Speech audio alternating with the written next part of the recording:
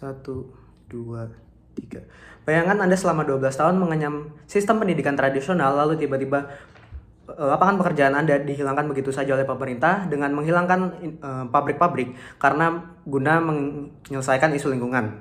Oleh mengapa muncul status permasalahan dalam status quo, yaitu limbah yang dihasilkan oleh emisi pabrik dan kendaraan bermotor, teknologi yang belum memadai untuk menyelesaikan isu lingkungan, pengalihgunaan lahan tujuan industri, dan angka harapan hidup yang rendah akibat faktor lambatnya pemerataan pembangunan.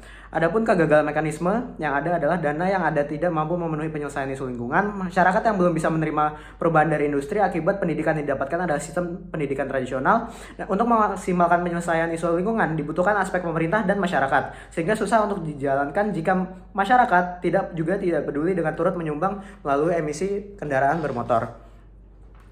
Maka kami dengan ini percaya bahwa negara berkembang seharusnya memprioritaskan ekonomi alih-alih masalah lingkungan. Kami mendukung, adapun karakterisasi yang ingin kami bawakan yaitu pemerintah negara berkembang di mana bersifat tidak stabil secara politik, bersifat industrialis, ingin menjual barang mentah dan menghasilkan SDM, punya sumber daya tapi belum bisa dikelola secara maksimal. Adapun aktor rentan yaitu tenaga kerja atau masyarakat, mayoritas buruh dengan gaji golongan menengah ke bawah, lahir dari sistem pendidikan tradisional yang berfokus pada kognitifnya saja tanpa afektif dan psikomotorik, sehingga mereka tidak lebih peduli terhadap isu lingkungan, serta menyumbang polusi melalui kendaraan bermotor pribadi. Kami mendukung MOSI karena status quo hanya akan memperburuk keadaan dan menghambat laju perkembangan perekonomian negara berkembang. Adapun yang ingin kami buktikan adalah mengapa hal tersebut dapat terjustifikasi oleh aktor rentan dan mengapa hal tersebut bisa memenuhi interest negara. Adapun mekanisme yang ingin kami bawakan yaitu tetap menjalankan sistem pendidikan tradisional guna menghasilkan sumber daya manusia untuk memenuhi pasar industri dan menjual barang mentah, dengan di waktu yang sama melakukan cabang carbon trading atau membayar kompensasi kepada negara yang memiliki luasan hutan yang besar atas polusi industrinya. Dan sudah dilakukan pada status quo bahwa negara berkembang seperti Indonesia misalnya membayar $3 juta untuk sehektar tiap tahunnya. Hal tersebut per hektar tiap tahunnya. Hal tersebut dapat terjustifikasi karena kepedulian masyarakat yang berfokus pada ekonomi individual, bukan pada isu lingkungan.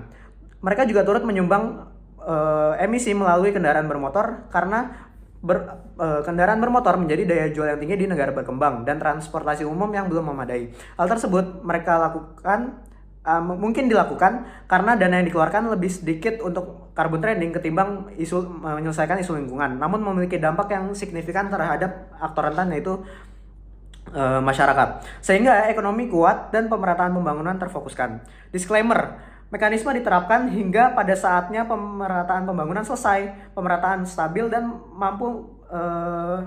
mampu bersaing dengan negara maju selain menjual SDM dan barang mentah.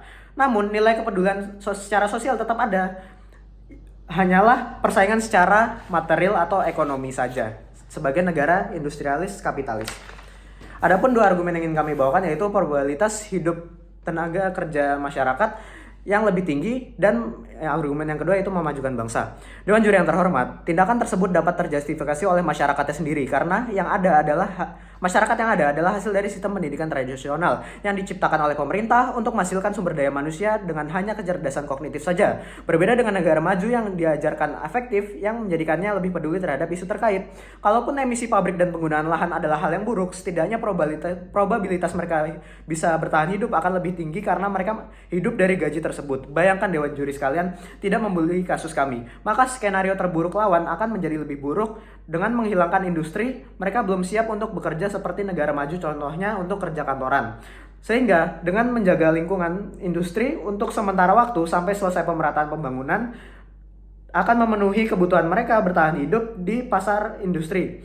Bersifat progresif atau perlu waktu untuk bisa berubah, dan lawan harus bisa menjawab bagaimana aktor rentan yaitu di sini adalah masyarakat lulusan sistem pendidikan tradisional bisa bertahan hidup ketika penyumbang isu lingkungan terbesar adalah pabrik-pabrik dan itu dihilangkan. Yang kedua, Dewan Juri sekalian, bukannya dalam status quo pemerintah tidak melakukan inovasi, tetapi sudah, namun belum maksimal seperti transportasi umum atau membangun kota-kota metropolitan di berbagai daerah. Setelah pemerataan pembangunan selesai, pemerintah bisa mentransmigrasi penduduk terpusat di industrialis ke daerah-daerah lain yang sudah memiliki kota metropolitan yang sumber ekonominya adalah selain dari industrial. Mereka bisa disekolahkan kembali di mungkin perguruan tinggi negeri atau perguruan tinggi swasta untuk menerima pendidikan afektif dan psikomotorik yang belum mereka dapatkan sebelumnya agar negara tersebut dapat transisi ke negara maju. Jangka panjangnya negara tersebut mulai menghilangkan secara perlahan industrialisasi dan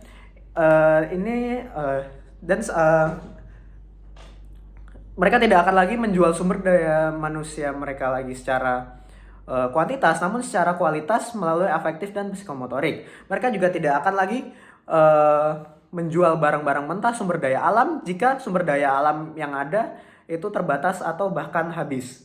Dan ini hanya eksklusif atau dapat mungkin terjadi di kami karena kami dapat memenuhi kebutuhan sekarang, yaitu gaji para lulusan sistem pendidikan tradisional dan syarat untuk menjadi negara maju nantinya agar dapat dinikmati oleh anak cucu kita. Bayangkan Dewan Juri sekalian, bahwasanya tidak ada negara satupun di dunia ini yang sebenarnya sudah mengalami transisi ke negara dengan energi hijau. Mereka membayar media dengan melakukan post-truth atau fakta setengah mengatakan bahwa mereka sudah mengalami transisi hijau. Padahal mereka tidak bisa meninggalkan yang namanya industrialisasi dan energi tidak terbarukan. Namun mereka lakukan itu agar bisa menjadi negara yang maju. Sehingga jika di dunia ini belum ada negara yang maju, untuk apa negara berkembang yang masih belum stabil itu memfokuskan pada isu lingkungan yang masyarakatnya sendiri tidak peduli. Jadi dapat kami simpulkan, kami bisa membuktikan bahwa pembuktian kami dan lawan